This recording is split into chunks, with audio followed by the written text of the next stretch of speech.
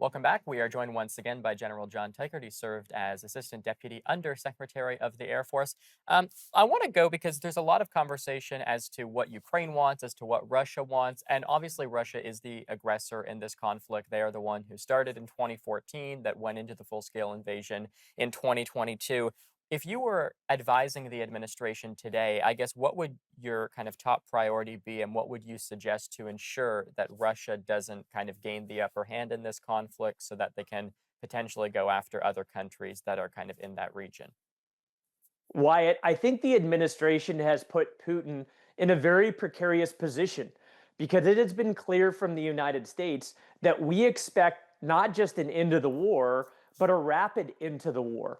And now the ball is in Putin's court. And I believe that he's going to negotiate and act in bad faith. We've already seen statements along those lines from Russia and from Putin. And I think holding him accountable, not just ending the war that he started, but also making sure that he does so quickly. And if he does not meet, say, the original end of August timeline from President Trump to end the war, then now we start imposing costs on him, because I'm a firm believer that the reason he came to the negotiating table is because the Russian economy is in shambles, and those threats of sanctions and secondary sanctions were enough to bring him to the table. If we let off the pressure, he's going to extend negotiations on for as long as he can get away with.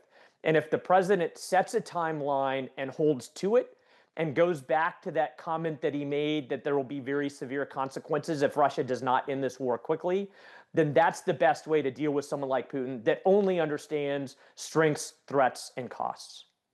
There seems to be kind of like a joining, so to speak, and a lot of the adversaries of kind of Western countries, whether it be China, North Korea, Russia, kind of coming together. And then on the contrary, you have the Western countries like the United States, like Canada, starting to kind of spear off from one another, whether it be over things like the tariff disputes and a number of other issues as well. How should the administration approach kind of this divide that we're seeing right now amongst some of the Western countries? Is it as serious as people are making it out to be? Again, with kind of the backdrop of growing kind of adversarial powers together.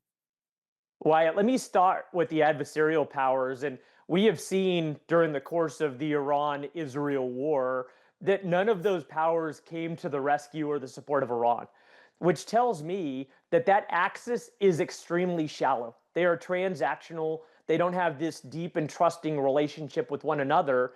That is what we see with US allies and partners in the West. And while I do think that there's been a little bit of rockiness with respect to tariffs and some comments, I think what we saw on Monday with those European leaders and the United States coming together, working together to strive to solve a very difficult international problem is a great example that while we may go through some perturbations of rockiness here and there, that we have 80 plus years of good, strong relations with these types of countries that I think is a great demonstration about the power of that alliance system going forward to solve problems in the future, in spite of small term perturbations.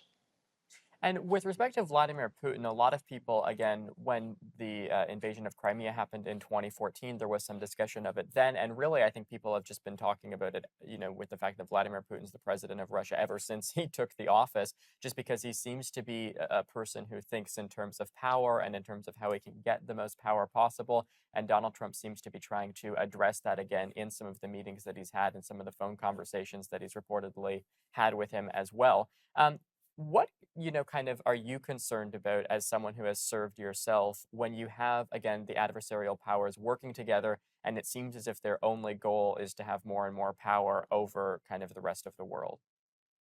Wyatt, it goes back to that old school phrase that we used in the Cold War of deterrence. And deterrence is essentially maintained or established when you demonstrate strength of capability and will in the mind of an adversary.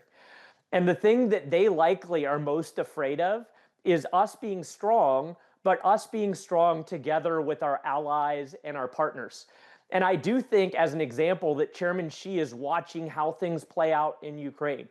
And it's important for us to demonstrate strength there so that he is deterred. But I also think he was watching when those American B 2 bombers dropped those massive orbital penetrators 2 months ago. And that was a strong signal to him that America and her allies and partners do have strength of capability and will. And that's the best path going forward as our strategy. Okay, we will leave the conversation there. General John Teichert, thank you so much for your time. Thanks a ton, Wyatt. All right, that's going to do it for Forum Focus tonight. We'll see you next time.